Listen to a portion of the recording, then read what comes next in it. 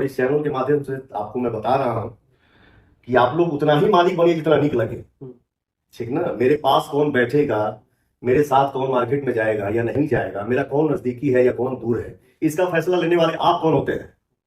ये मैं डिसाइड करूंगा ना कि हाँ कौन आर्टिस्ट मेरे पास बैठेगी या नहीं बैठेगी। हाय इससे फ्रेंड्स, आई होप बढ़िया होंगे। वीडियो देख करके आप लोगों को कुछ समझ में आ ही गया होगा। नहीं समझ में आया तो प्लीज़ मेरे वीडियो के लास्ट तक बने रहें, पूरे डिटेल से समझाते हैं। आप लोगों को पता ही है कि अनुपमा यादव, पवन भैया कहीं भी स्टेज शो करने जाते हैं तो गर्दा मच जाता है। और अभी सोशल मीडिया पे कुछ लोगों ने दाग लगा दिया है कि दोनों का अफेयर चलता है। इसी बात पे पवन भैया ने लाइव आकर बोले थे कि मेरे निजी मामले में मत दो, अपना काम से काम रखो और अपना देखो, मेरे किसके साथ बैठूं, किसके साथ वीडियो बनाऊं, किसके साथ काम करो, ये सब मुझ पे छोड़ दो। और हाँ, ये सब कर रहे थे। अनुपमा यादव भी लाइव आकर रो रही थी। इसके कारण पवन भैया ने आकर ये सब बोला पड़ा कि मैं अनुपमा यादव को बहन मानती हूँ, वो मेरे को भाई मानती है। खैर, मैं चैनल पे नहीं तो चैनल को सब्सक्राइब, वीडियो को लाइक करें। और आप दोनों, ये दोनों का आपका क्या रहे प्लीज़ कमेंट में जरूर बताइएगा। फिर मिलते हैं।